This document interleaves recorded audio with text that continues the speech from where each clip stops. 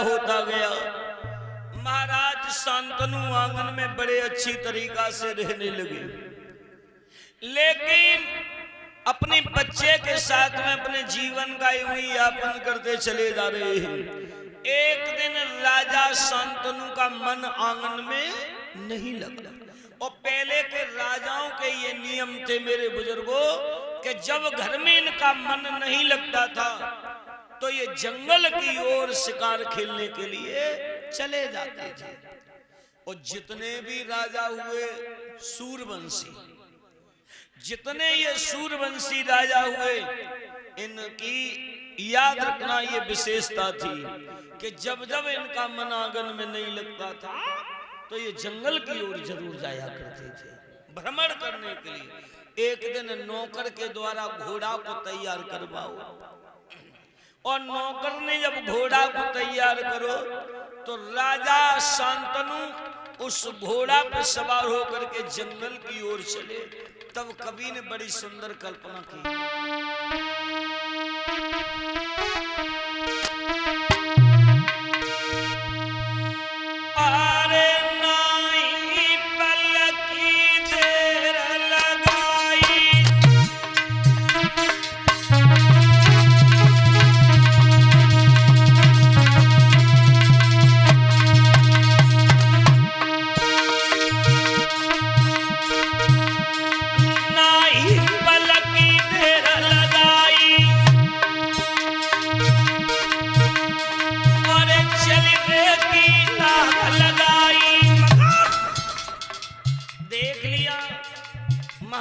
शांतनु के हाथों में घोड़ा की लगाम जैसे ही मिली, आहा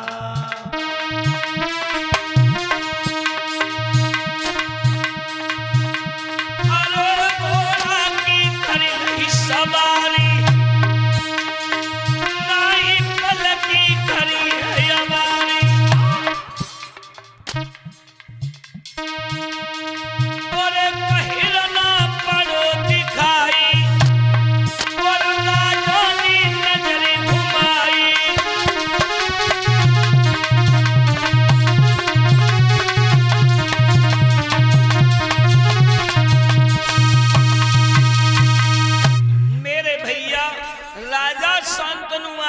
चले गए। देख लिया एक हिरन भागता हुआ नजर आया और राजा उस हिरन का पीछा करते करते मन बहलाते हुए आगे बढ़े चले गए। लेकिन बंधुओं हिरन तो काफी दूरी पे निकलो चलो गो, तब तक राजा शांतनु ने क्या देख लिया, एक दूसरी शिकार के चक्कर में पड़ गए। और वो शिकार एक ऐसी है कि जा शिकार की ने को अगर हबऊ लग गई तो आधी जिंदगी नरक बना देगी। कौन सी? यज्ञपति महाराज देखा एक दरिया के किनारे, एक दरिया के किनारे और दासराज की बेटी, एक दासराज की लड़की जिसका नाम था सत्यवती, और सत्यवती नाव लिए हुए खड़ी नजर आई। और जब नाव लिए हुए खड़ी नजर आई तो राजा शांतनु ने घोड़ा को वहीं एक वृक्ष से जाकर के बांध दिया और पूछने लगे, देवी तुम अपनी रास्ता से जा रही थी और हम अपनी रास्ता से गुजर रहे, लेकिन जब हमने तुम्हें इस दरिया के किनारे देखा तो मेरा मन नहीं। एक बात बताओ, तुम जब दरिया के किनारे क्या कर रही हो? क्या कर रही हो? बोले मेरा सिर पे इतना काम है कि कोई भी अगर यात्री यहाँ से पल्ली पार जाता है तो मैं अपनी नाव में बिठा करके उसे पल्ली पार ले जाकर के छोड़ देती हूँ। राजा शांतनु बोले क्या हमें भी लेकर के चलोगी? बिल्कुल चलेंगे। अब राजा शांतनु को सत्यवती ने अपनी नाव में बिठा लिया बंधुओं, और नाव में बिठाने के बाद धीरे धीरे नाव को लेकर के जैसे ही चली और जो बीचा बीच धार में जाकर के पहुंचे, राजा ने एकदम से कह दिया, देवी हाँ अगर आज हम तुमसे कोई बात कहें तुम्हें बुरा न लगे तो मैं कहूं? बोले कहो। बुरा न लगे तो मैं बोलूं? बिल्कुल कहो। बोले एक बात बताओ, आज मेरा मन ये कहता है कि मैं तुम्हारे साथ में अपनी शादी करना ही चाहता हूं। बोले मैं तुम्हारे साथ अपनी शादी करना चाहता हूं। और जो इस बात को कहा, जवाब दिया तुम्हें मालूम होगा, तुम्हें हमेशा ये बात मालूम होगी कि जब तक बेटी अविवाहिता होती है और तब तक वो माता और पिता की अध्यक्षता में अपने जीवन का गुजारा करती है। इस पे अधिकार मुझे नहीं है, मेरे पिता को अधिकार है। अगर मेरे पिताजी तुम्हारे साथ में मेरी शादी कर दें तो मैं शादी करवा ले को तैयार हूं। बोले ठीक है। पहुंच गए कहां? दासराज के आश्रम पे।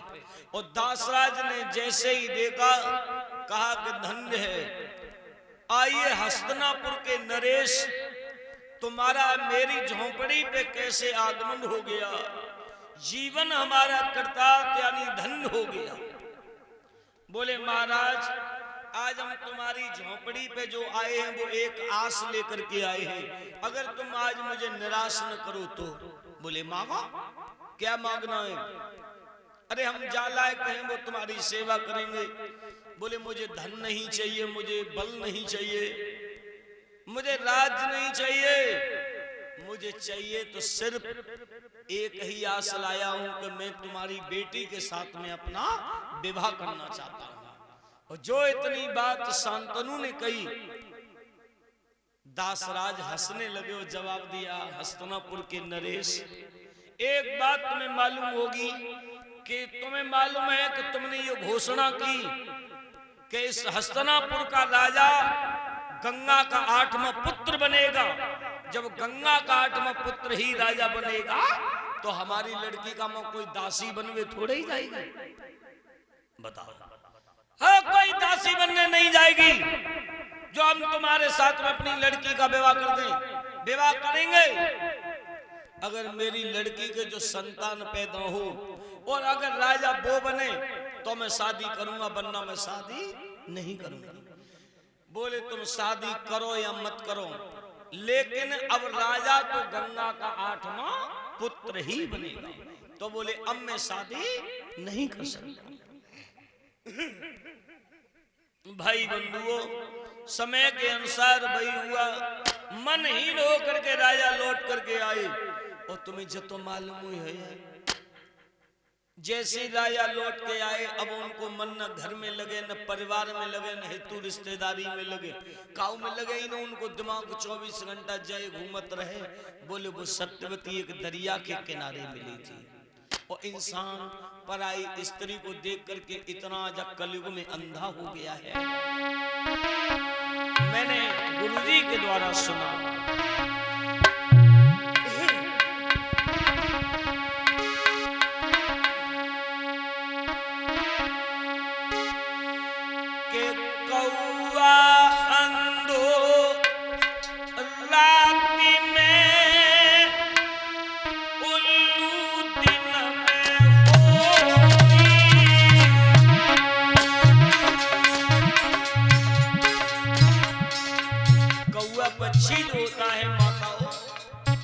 जैसे जब के लिखा है कि काक चेष्टा बको ध्यान, कोई की नजर इतनी तेज बताई है, लेकिन फिर भी कौआ रात में अंधा हो जाता है, उसे केवल दिन में दिखाई देता है। और उल्लू पक्षी को अगर देखा जाए तो वो इस समय अभी अंधा होगा, और जैसे शाम ढलती जाएगी तो रात में उसे दिखाई बहुत देगा। लेकिन बारे मनुष्य ओरे प्राणी, तू तो दिन में भी अंधा और रात में भी।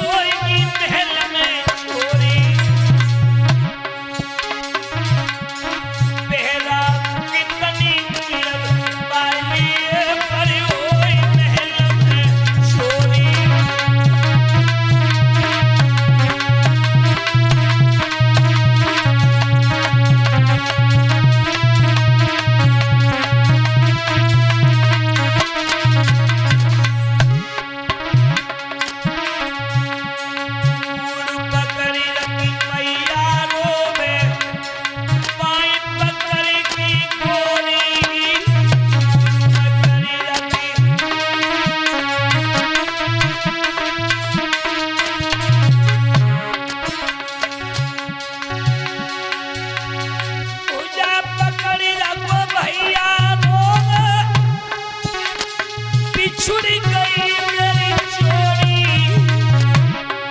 तेरा कितनी पाई होई महल में चोरी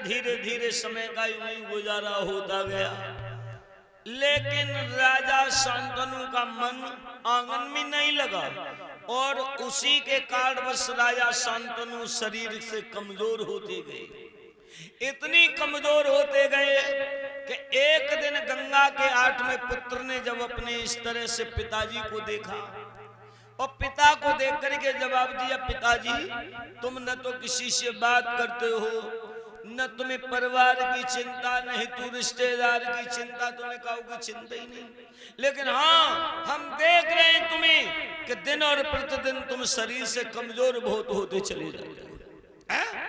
कमजोर बोलो तो सही बाबुल, तुम्हें मालूम है कि मेरी मैया मुझे बारे पे अनाथ करके छोड़ के चली गई।